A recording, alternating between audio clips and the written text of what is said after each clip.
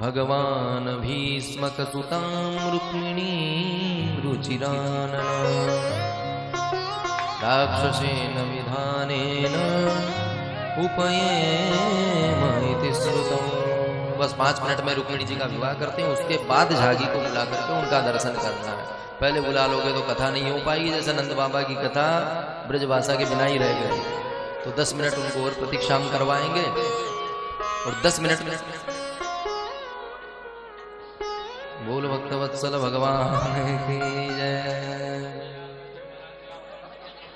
राजा सीद भीष्मको नाम विदर्भाधिपतिर्महान् तस्य पंचाभवन पुत्रा कन्यैका च वरानना। यदि उनको आने की जल्दी है तो हम भी 4G लाइन से गाड़ी को भगाते हैं। एक राजा थे भीष्मक, जिनको नारद जी रोज भगवान की कथा सुनाते थे कि इतने सुंदर हैं, इतने गुणवान हैं। तो उनने मन में सोची कि हमारी पुत्री का ब्याह कर देते हैं। पर जैसे ही घर में भोजन करते समय चर्चा चलाई तो रुक्मी नाम का जो पुत्र था वो बिगड़ गया। अरे वो तो रणछोड़ है, भगोड़ा है, क्षत्रियों के नाम पे कलंक है, उसे हम अपनी बहन देंगे, हो ही नहीं सकता। पिताजी ने सोचा कि बात बिगड़े उससे तो अच्छा है। पिताजी बोले इस विषय पे हम चर्चा नहीं करेंगे, आप जैसे जानो आप पक्की करो। तो शाम को गया, सुबह गया, शाम को आकर कहता है पिताजी परसों बारात आ रही। पिताजी ने कहा अरे भैया, शादी विवाह करने से पहले कितना विचार किया जाता है, इतनी जल्दी? बोले हाँ हाँ, मेरा परिचित है, मेरा मित्र है शिशुपाल, उससे मैंने बात पक्की कर दी, परसों बारात लेकर के आ जाएगा। पिताजी ने कहा जैसी तुम्हारी मर्जी भाई। तो विवाह की तैयारियां होने लगी। रुक्मिणी जी को जब पता चला तो दौड़ करके भाभी जी के पास आई। बोले भाभी जी, मेरे मन में तो मनमोहन बसे बैठे हैं, भगवान की खूब दिव्य कीर्ति सुनती थी, तो मैं तो भगवान से ही प्रेम करती हूँ, भगवान से ही विवाह करना चाहती हूँ। भाभी जी ने कहा इतना विलंब क्यों कर दिया, अब तो घर में हाहाकार हो जाएगा। तो बोले कोई उपाय है? बोले जल्दी से पत्र लिखो। रुक्मिणी जी ने बड़ा ही सुंदर पत्र लिखा और पत्र लिख करके पंडित जी के साथ में भगवान के यहाँ पहुंचा दिया। जैसे ही पंडित जी का दर्शन भगवान ने किया तो बढ़िया खूब भगवान ने प्रसाद पवाया, प्रसाद पवा करके चरण दबाए, चरण दबा करके उसके बाद पंडित जी से पूछा बताओ पंडित जी कैसे आए? पंडित जी ने पत्र थमा दिया। बोले महाराज आपके लिए सूचना लाया हूँ। भगवान बोले आप ही पढ़ दो। पंडित जी बोले महाराज ये आपका प्राइवेट पत्र है, इसमें हम हस्तक्षेप नहीं कर सकते। कोई राजकार्य का होता तो पढ़ करके सबके सामने सुना देते, ये आपका व्यक्तिगत पत्र है।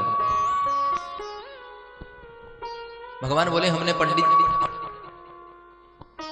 ब्राह्मणों से हमारा कोई भी रहस्य छुपाया नहीं है पंडित जी, आप निर्भीक होकर के पढ़िए। तो पंडित जी ने जो श्लोकबद्ध करके रुक्मिणी जी ने लिखा वही सुना दिया। श्रुत्वा गुणान भुवन सुंदर क्षणवतान्ते। रुक्मिणी जी लिख रही है हे अच्युत, हे भुवन सुंदर, आप त्रिभुवन सुंदर हैं, आपकी महिमा मैंने इतनी सुनी है कि मैंने आपको ही पति मान लिया है। अब सिंह के भाग को कोई गीदड़ उठा के ले जाए उससे पहले आइए और सारा रहस्य बता दिया। गौरी पूजा करने में मंदिर में जाऊंगी, मंदिर से आप मुझे ले जाना। बोल भक्तवत्सल भगवान की। पंडित जी ने जैसे ही प्रश्न पढ़ा कि भगवान भी मंद मंद मुस्कुरा रहे थे। पंडित जी ने पूछा क्या हुआ? भगवान कहते हैं आजकल नींद हमें भी नहीं आती, निद्राम न लभे निसी। पंडित जी ने कहा कैसे?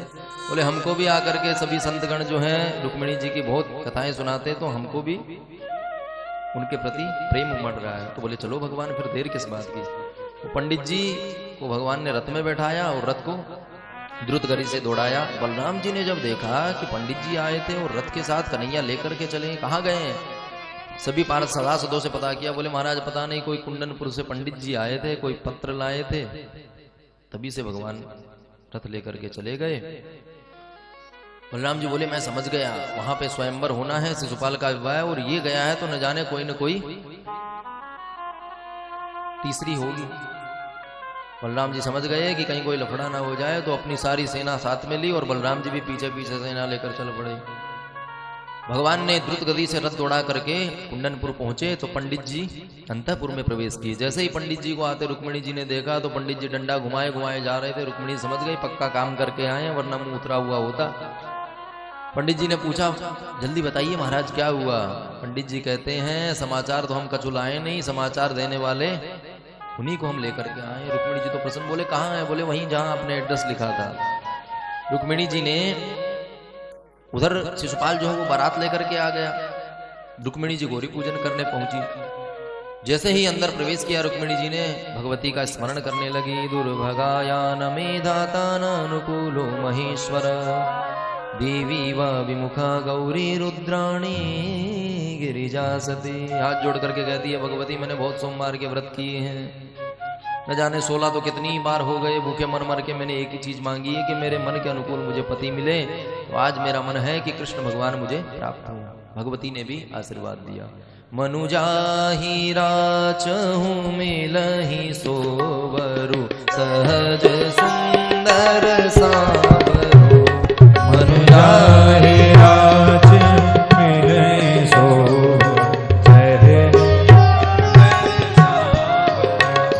करुणा निदान सुजान शील सने उजानत रावरो।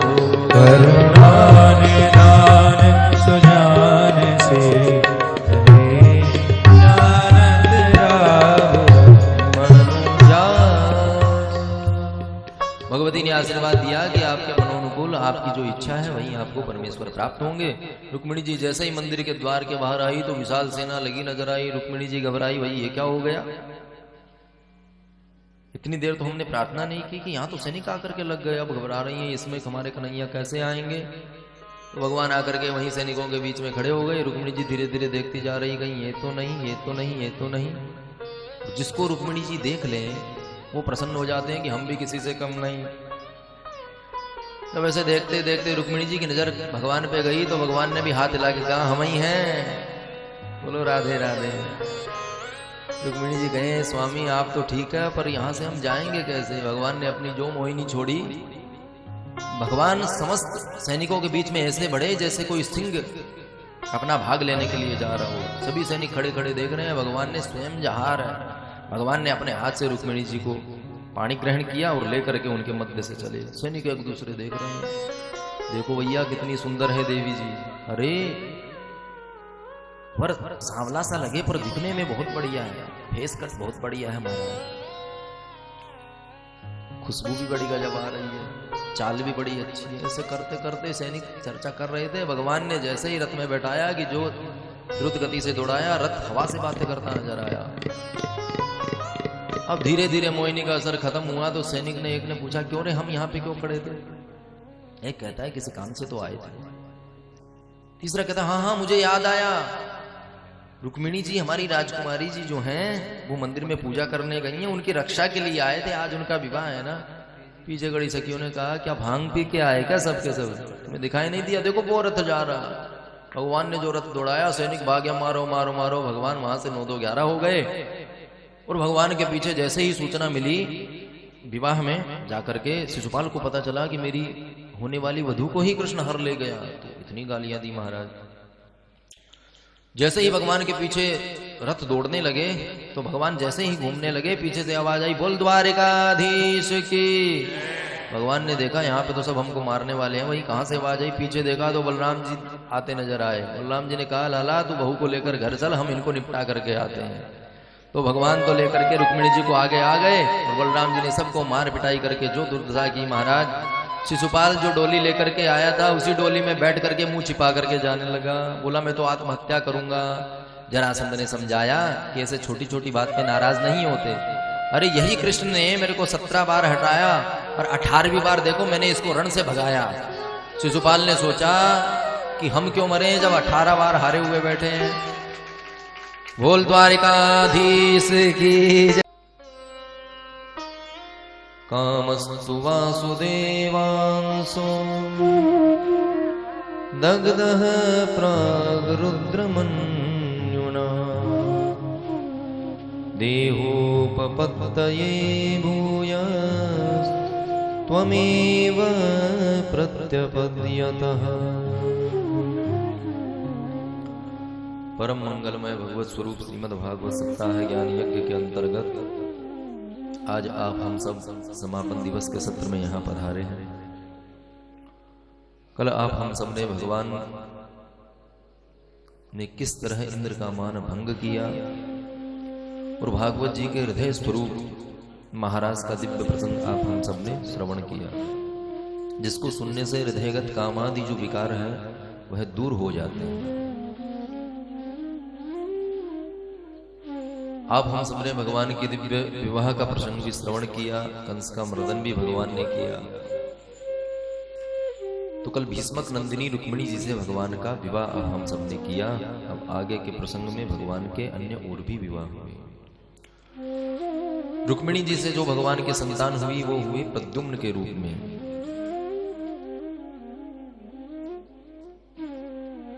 संबरासुर को पता चला कि मेरी मृत्यु कृष्ण के पुत्र से होगी, तो जैसे ही भगवान कृष्ण के पुत्र प्रद्युम्न ने जन्म लिया तो नवजात शिशु का हरण संबरासुर ने कर लिया, लेकर के पानी में बहा दिया। मन में सोच लिया कि मर गया होगा, पर देव योग से उसी शिशु को मछली ने ग्रहण कर लिया। मछली जो थी मछुआरे ने पकड़ करके राजा के दरबार में लाके संबरासुर को ही भेंट कर दी। जब मछली को जब काटा गया तो उसके भीतर से प्रद्युम्न जी निकले। बड़ा कौतुक हुआ, भाई मछली से पुत्र प्रकट हुआ है। तो अपने ही राज में रखा, पालन पोषण किया। भगवान शिव ने वरदान दिया था रति को कि कृष्ण तनय पति होई, कृष्ण का जो पुत्र होगा वो तुम्हारा पति होगा। तो रति कब से प्रतीक्षारत थी। जैसे ही पता चला कि भगवान का पुत्र संबरासुर के यहाँ है तो भेष बदल करके पहुंच गई, मायावती नाम रख लिया और उसकी सेवा करने लगी। समय पाकर के जैसे जैसे प्रद्युम्न जी महाराज युवक हुए तो नीति दीर्घेण सकार्ष्णीरूढ़ यौवनः, नीति दीर्घेण कालेन सकार्ष्णीरूढ़ यौवनः। अल्प समय में ही प्रद्युम्न जी महाराज युवावस्था को प्राप्त किए और जैसे जैसे प्रद्युम्न महाराज की सेवा करते करते मातृवत भाव जो था वह काम में परिवर्तित होने लगा। प्रद्युम्न जी ने कहा, देवी आजकल मैं कुछ दिन से देख रहा हूं कि आप पहले मेरी मातृवत सेवा करती थी, पर आपके भाव जो है बदले बदले नजर आ रहे हैं, क्या कारण है इसका। तब रति ने बताया, भवान नारायण सुतः संबरेण ऋतो गृहात् अहम ते दिक्कृता पत्नी रति कामो भवान प्रभु। सारा वृत्तांत बता दिया कि किस तरह आपको संबरासुर ने हरण किया, आप उसी के राज्य में आ गए और आप मेरे पति साक्षात काम का स्वरूप हैं, जिनको भगवान ने भस्म किया था और मुझे वरदान दिया था।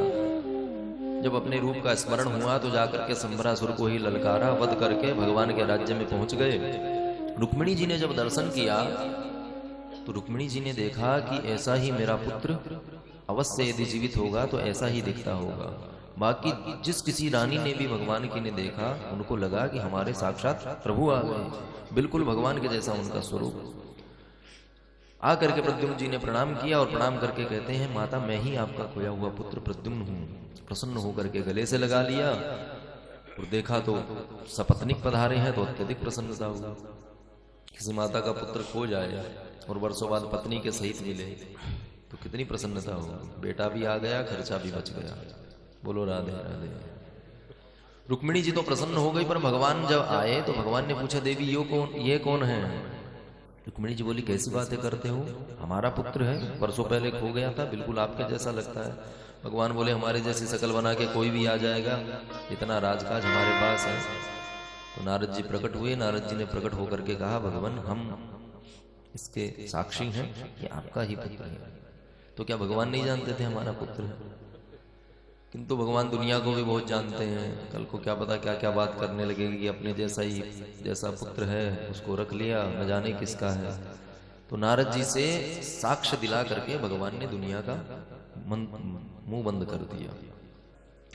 प्रद्युम्न महाराज द्वारिका में विराजने लगे। आगे चल करके भगवान का दूसरा विवाह जो हुआ, वह सत्राजित नाम का एक राजा था जिसके पास समंतक मणि थी। 8 भार सोना नित्य प्रदान करती थी।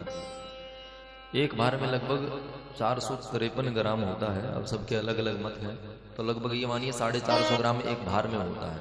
तो 8 से गुना करेंगे तो इस तरह हमने तो कैलकुलेटर करके निकाला, हम तो गिन ही नहीं पाए कितने लाख का हो रहा है। 8 बार यदि सोना निकलता है तो लगभग 3.5 किलो से ऊपर नित्य सोना उस मणि से निकलता है। अब 1 किलो सोना लगभग 60 लाख से ऊपर है, तो आप लगा लो हिसाब। तो इतना सोना निकलता था।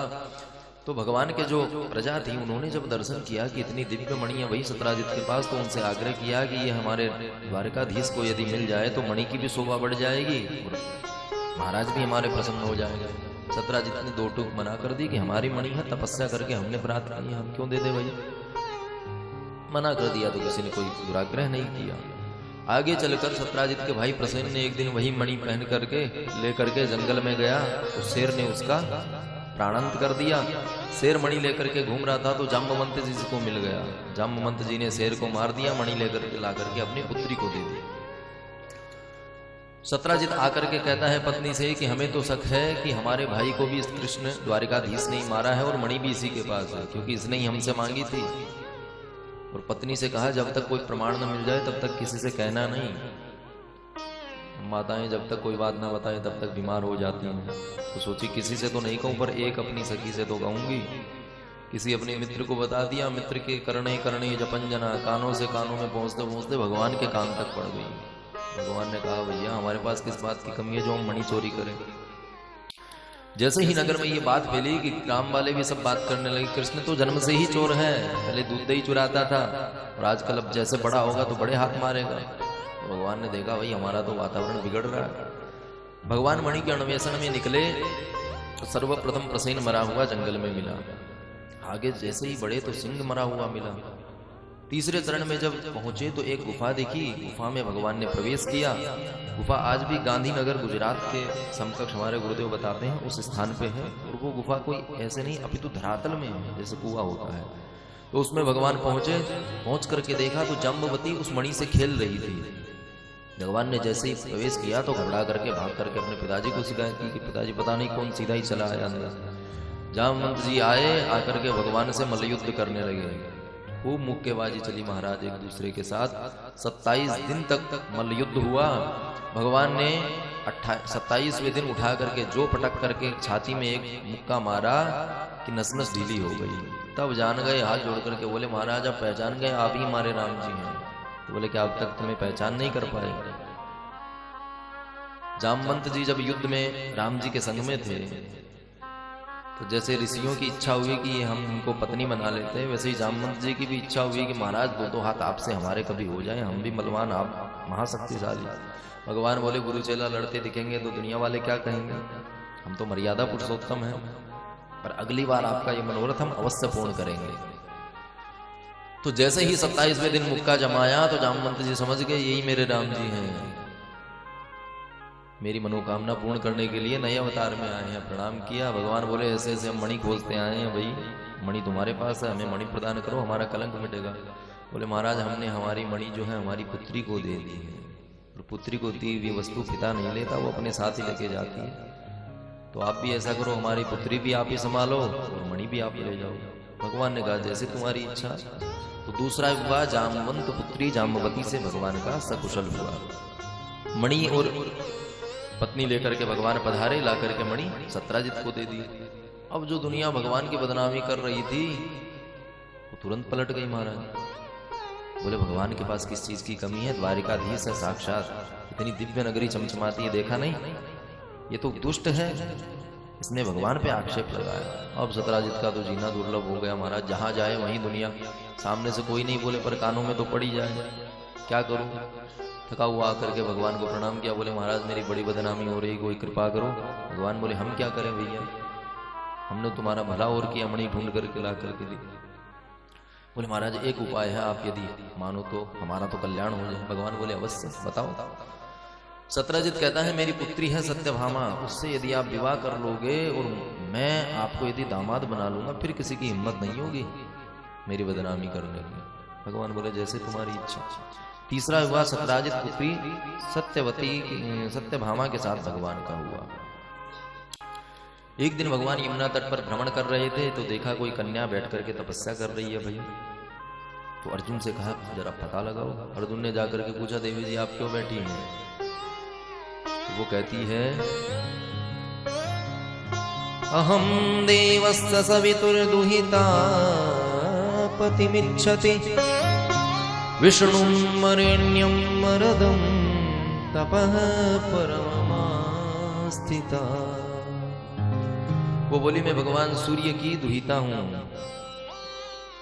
और भगवान नारायण को पति रूप में प्राप्त करने के लिए यहाँ बैठे हूं, तपस्या कर रहे हैं। अर्जुन दौड़े दौड़े आए, बोले महाराज आपकी बृहस्पति बड़ी खतरनाक चल रही है, एक के बाद एक लाइन लगी है। भगवान बोले तो हमारा परिचय कराओ भाई। अर्जुन ने परिचय कराया। तीसरा विवाह भगवान का, चौथा विवाह भगवान का सविता की दुहिता कालिंदी से हुआ। आगे उज्जैन नगर के राजा थे विंद और अरविंद, जिनकी एक बहन थी मित्रविंदा। उन्होंने विचार किया कि भाई हमारी अर्थव्यवस्था बहुत गड़बड़ा रही है, किसी राज्य से सहारा लिया जाए तो क्या करें। दुर्योधन उस समय बड़ा चर्चे में था, तो बोले ऐसा करें कि हम अपनी बहन का विवाह दुर्योधन से कर दे, स्वयंवर रचा करके, और दो पक्ष दो राजा जब मिलेंगे तो हमारा भी बोलबाला समाज में बढ़ेगा। तो बहन को समझा दिया कि दुर्योधन स्वयंवर में आएगा, उसी की माला डाल देना, उसी से विवाह कर लेना, हम भी सुखी तुम भी सुखी। पर वो भगवान कृष्ण की भक्त थी, मन ही मन भगवान कृष्ण को अपना प्रिय मानती थी। तो जैसे ही स्वयंवर रचाया गया तो भगवान कृष्ण पे उसकी नजर पड़ गई। भगवान भी उस स्वयंवर में आए थे, भगवान के गले में माला डाल दी। भगवान ने देखा कि यहाँ तो युद्ध होने वाला है, तो लेकर के भगाए। ऐसे हुआ भगवान का पांचवा विवाह। कौशल नैनेश राजा नग्नजित की पुत्री थी नागनिजिति, जिसका प्रचलित नाम था सत्या देवी। राजा ने प्रतिज्ञा की कि जो एक साथ सात मेरे जो बैल हैं उनको नाथ देगा, उसी को मैं अपनी पुत्री प्रदान कर दूंगा। अब वो बैल इतने भयंकर थे महाराज, खली जैसे, कौन अपने प्राण दे। जितने भी गए सबने अपने प्राण त्यागे। भगवान पहुंचे, भगवान ने अपने 7 रूप एक साथ बनाए, 7 रूप बना करके एक साथ सभी बैलों को नाद दिया, और भगवान ने वहां पे विजय प्राप्त करके नग्नजित की पुत्री से विवाह किया। इस प्रकार भगवान का हुआ छठवां विवाह। एक थी देवी श्रुतकीर्ति, जो भगवान को अपने पुत्रवत ही मानती थी। तो पुत्र और दामाद एक जैसे ही होते हैं, तो अपनी पुत्री भी उन्हीं को समर्पित कर दी और भगवान को अपना दामाद बना लिया। इस तरह भगवान का 7वां विवाह हुआ भद्रा जी से। आगे चल करके भगवान ने लक्ष्यानुसंधान किया। ऊपर चलती हुई घूमती हुई मछली को जल में देख करके तीर से निशाना लगाया, तो वहां पर विजय प्राप्त करके भगवान ने लक्ष्य भेदन करके मद्र देश की राजकुमारी लक्ष्मणा जी से 8वां विवाह किया। सुखदेव जी कहते हैं प्रिय परीक्षित, इस तरह भगवान के 8 विवाह तो हुए क्रमशः, और 16,100 विवाह एक ही बार में हो गए। परीक्षित जी घबराए, बोले महाराज एक विवाह के लिए कितनी तैयारी करनी पड़ती है, कितने कितने कार्ड छपाने पड़ते हैं। आजकल तो उड़ने वाले भी आ गए, उनमें घूम घूम के फोटो खिंचवानी पड़ती है। तो ऐसा कैसे हो गया। विस्तार से कथा सुनाई कि एक था दुष्ट, जिसने विचार बनाया कि जैसे कृष्ण महारास रचाता है वैसे मैं भी रास रचाऊंगा। भाई संकल्प लिया कि कम से कम 20-21 हजार राजकुमारियां हों, तो एक साथ उनके साथ विवाह करूंगा। तो जब जाता तब किसी भी राज्य पे चढ़ाई कर देता, और उस राज्य को जीत करके वहां जितनी भी कुंवारी कन्याएं होती उनको ला करके अपने कारागृह में पटक देता। नाम था भूमासुर, जिसका प्रचलित नाम पड़ा नरकासुर। भूमिपुत्र होने के कारण उसे भूमासुर कहते थे। तो ऐसे करते करते उसने अपने कारागृह में 16,100 कन्याओं को इकट्ठा कर लिया महाराज।